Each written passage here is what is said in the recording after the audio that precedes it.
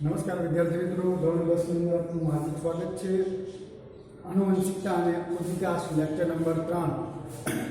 Last લેક્ચરની અંદર આપણે મેન્ડલનો જે પ્રયોગ છે કે ભાઈ જે આનુવંશિકતા છે અથવા તો જે કહેવાય કે લક્ષણો છે એ પેઢી દર પેઢી કઈ રીતના જળવાય છે એના વિશેનો જે પ્રયોગ કે ભાઈ મેન્ડલ નામના વૈજ્ઞાનિકે આનુવંશિક લક્ષણો જાણવા માટે એણે એક પ્રયોગ કર્યો અને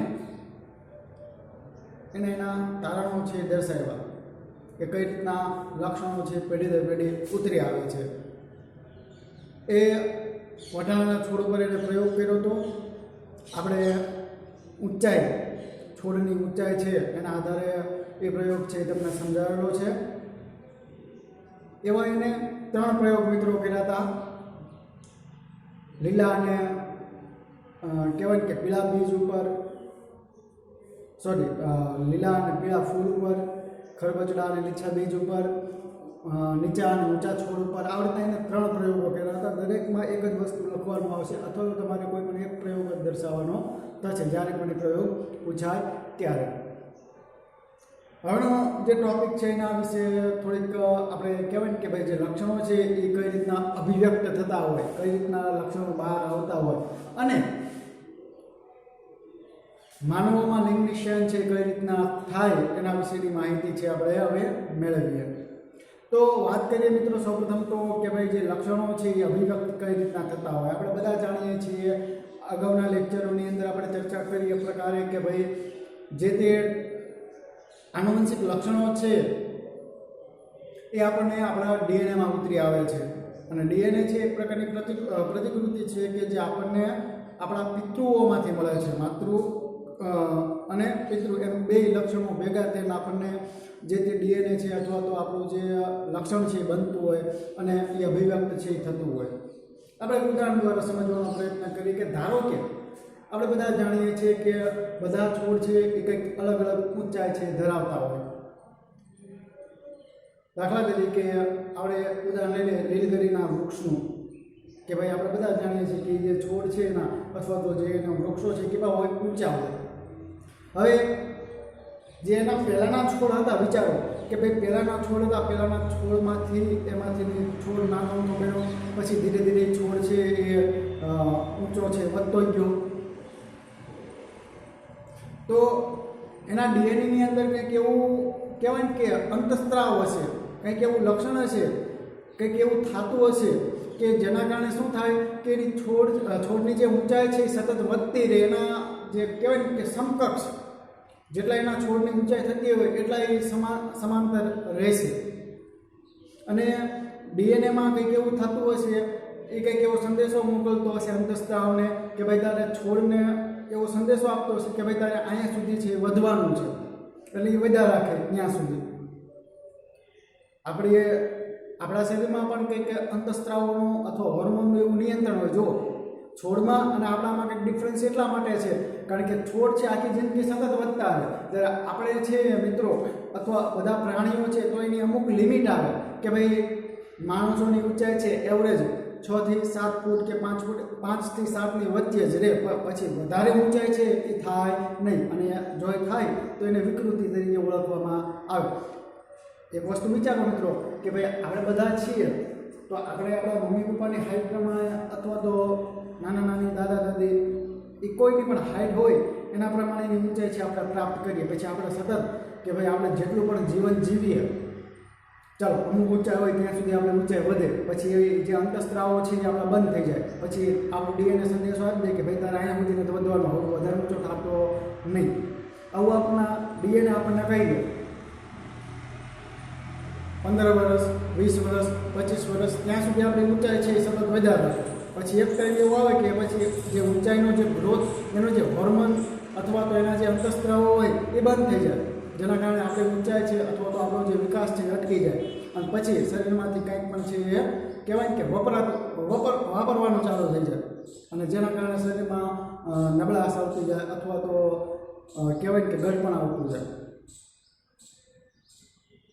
પણ છોડની અંદર કહેવાય કે અંતસ્ત્રાવ છે એ નિયંત્રિત ભાગ ભજવતા હોય ડીએનએ છે એને સંદેશો આપતો હોય કે ભાઈ તારે ઊંચાઈ છે વધારવાની છે, તો એ સતત ઊંચાઈ છે વધતી જ જતી હોય એના જેટલા પણ એના બધા છોડવાઓ છે અથવા તો જે તે તમે બધા વૃક્ષો લઈ લો, ધારો કે એવું કંઈક થયું હોય કે ભાઈ એ હોર્મોન છે અથવા તો જે અંતઃસ્ત્રાવ છે એની અંદર કંઈક ખોડખાં પણ સર્જાણી અને કહેવાય કે અંતઃસ્ત્રાવ એટલા પ્રમાણમાં થયો નહીં અને છોડની ઊંચાઈ વધી નહીં, તો એને આપણે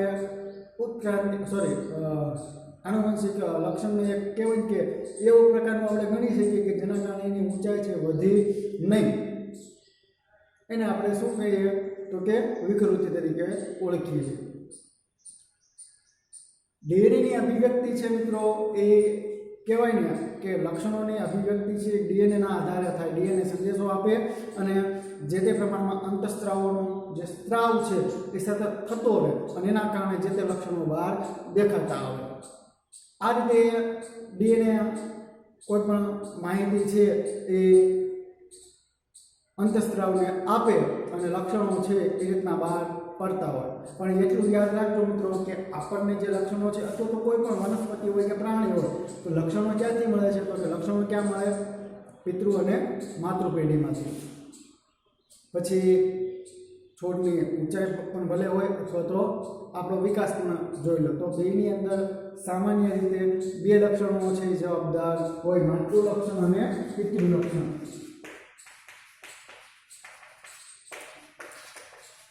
આ બે લક્ષણો છે એ પેઢી દર પેઢી સાતત્યનું જળવાય રહે અને જે તે લક્ષણ છે એ અભિવ્યક્ત છે એ ટૂંકમાં થતા હોય.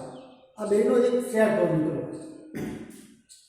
બરોબર કે ભાઈ થાય કે ભાઈ આમાંથી એક આમાંથી વાય આ પ્રકારના એક આખો સેટ બને અને સેટનો આખો જે લક્ષણ છે તો જે આણ્વિક ડીએનએ બની અને આપણા જનીનમાં ઉતરી આવે, આપણા ડીએનએમાં ઉતરી આવે અને એના જે લક્ષણો છે એ અભિવ્યક્ત પછી આપણા શરીરમાં છે એ થતા હોય છે. એના જેવો ચહેરો, હાવભાવ, બોલીના દરેક વસ્તુ. હવે આ તો વાત થઈ કે ભાઈ ડીએનએ છે એ અભિવ્યક્ત કઈ રીતના થાય અથવા તો લક્ષણો છે એ કઈ રીતના દેખાય. આપણો જે મહત્વનો ટોપિક છે કે ભાઈ સેક્સ ડિટર્મિનેશન અથવા તો લિંગ નિશ્ચય.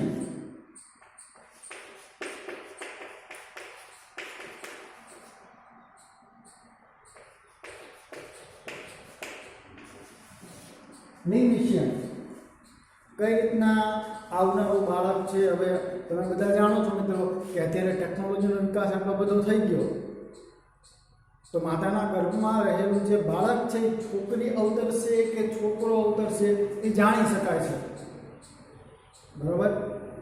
એના માટે અલગ અલગ ટેકનોલોજીનો ઉપયોગ કરી અને લિંગ નિશ્ચયન છે કરવામાં આવે છે. એક પ્રકારે લિંગ નિશ્ચયન છે એ ગેરકાયદેસર પણ છે અને ફાયદાકારક પણ છે કે ભાઈ બાળક છે જો ફાયદાકારક કઈ રીતના એ રીતના મિત્રો કે કોઈ પણ બાળક હોય માતાના ગર્ભમાં તો ખોડખાપણવાળું જન્મે અથવા તો જન્મ પહેલાં માતાના ગર્ભમાં જ્યારે બાળક બનતું હોય ત્યારે એ જે બાળક છે એ કોઈ ખોડખાપણવાળું હોય તો આપણે અગાઉથી છે એને જાણી શકીએ છીએ. આ એનો ફાયદો છે. પણ ગેરફાયદો અત્યારે લોકો છે એ કહેવાય ને કે છોકરાના મોંની અંદર જે આવનારું બાળક જો છોકરી હોય તો એને પેટની અંદર જ તે મારી નાખી અને કહેવાય કે આ પ્રકારની પ્રવૃત્તિઓ છે કરતા હોય એટલે એ પ્રકારે ગેરકાયદેસર પણ છે આ બધું થતું હોય છે. પણ ટૂંકમાં લિંગ નિશ્ચયન છે એ માણસોની અંદર કઈ રીતના થતું હોય છે કે આવનારું બાળક છે છોકરો જન્મશે કે છોકરી જન્મશે એ કઈ રીતના નક્કી કરવામાં આવે તો આપણે એ ટોપિક વિશે ચર્ચા છે એ કરવાની છે અને પરીક્ષાની દ્રષ્ટિએ તમને ઉપયોગી પણ આ ટોપિક થશે. તો વિદ્યાર્થી મિત્રો ઘણા બધા એવા પ્રાણીઓ હોય કે વાતાવરણની ભૂમિકા ઉપર એ ભાગ ભજવતા હોય. દાખલા તરીકે તાપમાન જો વધારે અમુક પ્રાણીઓની અંદર એવું હોય કે ભાઈ તાપમાન વધે, તાપમાન અસર કરતો તાપમાન વધે તો જે તાપમાનને કહેવાય કે એને ઈંડા મૂકેલા હોય. હવે તાપમાન વધી ગયું, ઈંડા મૂક્યા અને તાપમાન વધી ગયું 40ની ઉપર થઈ ગયું તો ઈંડામાંથી બધા છે નર જન્મે, પુરુષ જન્મે. અમુક પ્રાણીઓની વાત થાય છે, બધાની નહીં. તાપમાન ભાગ ભજવે અને તાપમાન છે એ નીચું ગયું તો એમાંથી બધી માદાઓ જન્મે, સ્ત્રીઓ જન્મે. પ્રાણીઓની વાત છે મિત્રો, બરોબર. નર અને માદા, નર એટલે પુરુષ અને માદા એટલે સ્ત્રી. તાપમાન ભાગ ભજવે અમુક પ્રાણીઓમાં કે ભાઈ તાપમાન છે એ વધારે હોય તો ઈંડામાંથી અથવા તો જે ભ્રૂણ છે એમાંથી બધા નર જન્મશે, અને તાપમાન જો નીચું હોય તો એમાંથી માદાઓ જન્મશે. અમુક પ્રાણીઓ છે એ પોતાનું લિંગ નિષેધન અથવા તો પોતાની જે જાતિ છે એ બદલી શકે છે. દાખલા તરીકે બોકરલાય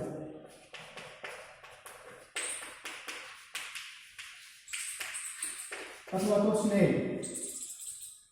આ જે પ્રાણીઓ છે મિત્રો એ કેવા છે કે પોતાની જાતિ બદલી શકે. સ્ત્રી હોય તો પુરુષ થાય, પુરુષ હોય તો સ્ત્રી થઈ શકે. એવી રીતે નર અને માદા બેની અંદર પોતાની જાતિ છે એ ફેરવી શકે છે. એટલે ટૂંકમાં કહેવું હોય તો કહી શકાય કે લિંગ નિષેધન છે એ અમુક પ્રાણીઓની અંદર આવા પ્રકારનું હોય છે, પણ માણસોમાં કઈ રીતનું હોય એના વિશેની આપણે ચર્ચા છે એ કરવાની છે.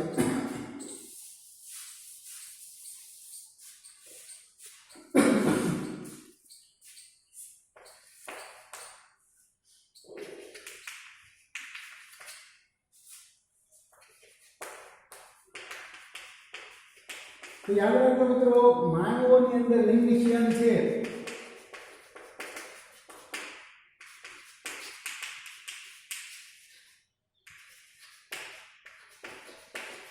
માનવોમાં લિંગ નિષેધન છે મિત્રો એ કઈ રીતના થાય? તો માનવોમાં લિંગ નિષેધન છે મિત્રો એ રંગસૂત્રના આધારે થાય. ડીએનએ ની અંદર રંગસૂત્રો આવે અને આ ડીએનએ ના રંગસૂત્રો છે એ રંગસૂત્રના આધારે, બરોબર, લિંગ નિષેધનની જે ઘટના છે એ થતી હોય, જેમાં સ્ત્રી અને પુરુષ બેની અંદર 22 જોડ હોય, 23 જોડ, પણ 22 જોડ રંગસૂત્રો છે એ બેમાં સમાન હોય, સરખા જ હોય, સ્ત્રીઓમાં અને પુરુષ બેની અંદર, જેને દૈહિક રંગસૂત્ર તરીકે પણ ઓળખવામાં આવે. બરોબર. સ્ત્રી અને પુરુષ બેમાં 22 જોડ રંગસૂત્ર છે એ સરખા હોય. એક બીજું વધારાનું રંગસૂત્ર હોય, ટોટલ હોય 23 રંગસૂત્રો. જોડ હોય 23 જોડ, ટોટલ 46 પણ 23 જોડ, બરોબર. જે 22 જોડ છે એને દૈહિક જોડ કહેવાય, કારણ કે સ્ત્રી અને પુરુષ બેમાં સરખા હોય, જ્યારે એક જોડ છે એ બેમાં અલગ અલગ હોય. એ કઈ રીતના હોય આપણે જોઈએ, બરોબર. પણ આટલું મિત્રો યાદ રાખજો, સ્ત્રી અને પુરુષની અંદર રંગસૂત્રો છે એના આધારે માનવોમાં જે લિંગ નિષેધન છે એની ઘટના છે સમજાવવામાં આવે છે કે કઈ રીતના થાય માનવોમાં લિંગ નિષેધન. તો કે રંગસૂત્રના આધારે, જેમાં આવનારું બાળક છે પુરુષ જન્મશે કે સ્ત્રી જન્મશે નક્કી કરી શકાય છે. જેમાં 22 જોડ જે રંગસૂત્રો છે એ કેવા હોય? બેમાં સરખા, સ્ત્રી અને પુરુષમાં બેમાં સરખા હોય, જેને દૈહિક રંગસૂત્રો તરીકે પણ ઓળખવામાં આવે છે. એક રંગસૂત્ર હોય અલગ હોય સ્ત્રી અને પુરુષની અંદર, બરોબર. તો ટોટલ 23 જોડ રંગસૂત્રો અંદર આવે છે.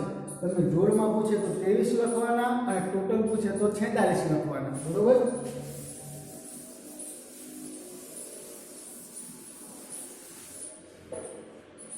કઈ રીતના સ્ત્રી અને પુરુષની અંદર રંગસૂત્રો છે એ આપલે થાય અથવા તો 23ની જોડ છે એની વાત કરીએ.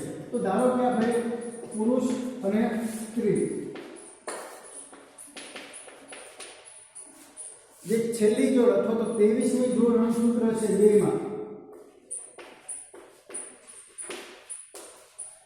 23મી જોડનું રંગસૂત્ર છે મિત્રો એ કેવું હોય?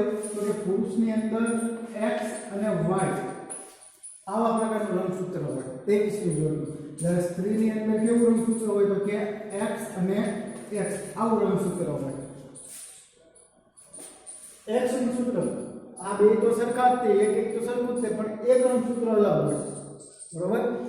પણ આ જે 23મી જોડ છે એની અંદર x અને y પુરુષનું રંગસૂત્ર હોય. x રંગસૂત્ર છે એ પ્રમાણમાં મોટા હોય, બીજું એક નાનું રંગસૂત્ર હોય જેને y રંગસૂત્ર તરીકે ઓળખવામાં આવે. જ્યારે સ્ત્રીની અંદર તો 23 સરખા જ હોય, બરોબર, x અને x રંગસૂત્ર. હવે શું થાય કે ધારો કે પુરુષની અંદરથી x રંગસૂત્ર છે છૂટું પડશે,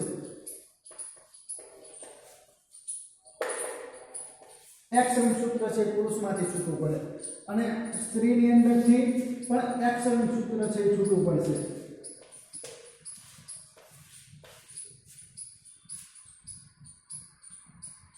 જવાબદાર ઓલા આગળ આપણે માનીએ ને મિત્રો કે સ્ત્રી અને પુરુષ જન્મશે તો એના માટે જવાબદાર છે પુરુષ જ હોય છે કે એના રંગસૂત્રમાં એના જે શુક્રાણુઓ છે એની અંદર એક્સ અને વાય રંગસૂત્ર હોય છે. તો જ્યારે પણ એક્સ અને એક્સ રંગસૂત્ર ભેગા થશે, આપણે બધા જાણીએ કે સ્ત્રીઓમાં તો બે રંગસૂત્ર સરખા જ છે, આ એક્સ છૂટું પડે કે આ એક્સ છૂટું પડે એનાથી કોઈ મતલબ નથી. જવાબદાર કોણ છે? પુરુષ. કે પુરુષમાંથી જો એક્સ રંગસૂત્ર છૂટું પડે અને સ્ત્રીમાંથી એક્સ રંગસૂત્ર છૂટું પડે તો આવનારું જે બાળક છે એ સ્ત્રી જન્મશે. બરોબર? બે જ્યારે એક્સ ભેગા થાય ત્યારે જે તે બાળક છે આવનારું એ સ્ત્રી જન્મે. તો ધારો કે પુરુષમાંથી વાય રંગસૂત્ર છૂટવું પડે અને સ્ત્રીમાંથી એક્સ રંગસૂત્ર એમાંથી તો એક્સ છૂટું પડવાનું છે. બરોબર?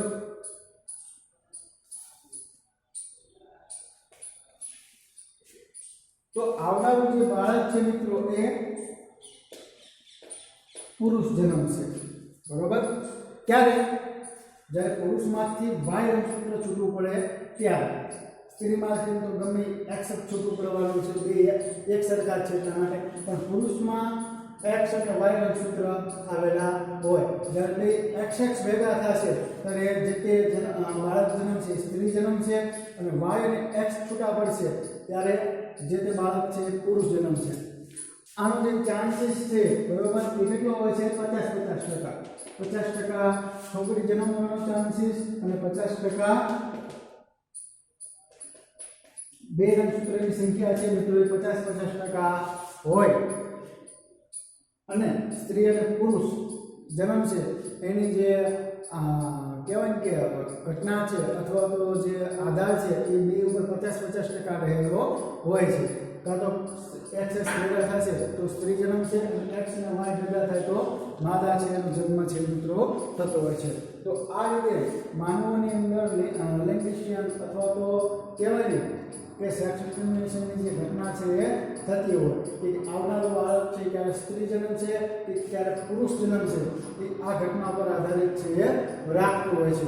વિદ્યાર્થી મિત્રો, તમને આ ટોપિક પૂછાય તો એની જે બેઝિક હાઇલાઇટ અને અમુક જે પ્રાણીઓ છે જે આપણે અગાઉ ચર્ચા કરી એ તમારે સમજાવી અને આ દરેક વસ્તુ છે તમારે સમજાવવાનું થશે. અને એમાં સ્ત્રી અને પુરુષની આકૃતિ દોરી છે, તમે આકૃતિ ના દોરો ખાલી આવડને લખી અને આટલું સમજાવો તો પણ તમને છે તમારા માર્ક છે કંઈ કપાશે ને. એટલે વિદ્યાર્થી મિત્રો યાદ રાખજો કે આ એક મહત્વનો ટોપિક છે અને પરીક્ષાની દ્રષ્ટિએ પૂછાય તો તમારે આટલી વસ્તુઓની અંદર છે એ જણાવવાની છે કે ભાઈ માનવોમાં લેમિનેશન છે એ કઈ રીતના થાય સમજાવો. તો આ રીતના આખી જે વાત છે એ તમારે સમજાવવાની થાય. તો અહીંયા સુધી આપણે લેક્ચર રાખીએ છીએ. નેક્સ્ટ લેક્ચરની અંદર આપણે જે ઉદ્વિકાસ અને જે ઉપાર્જિતા છે એના વિશેની માહિતી છે એ મેળવશું. અસ્તુ.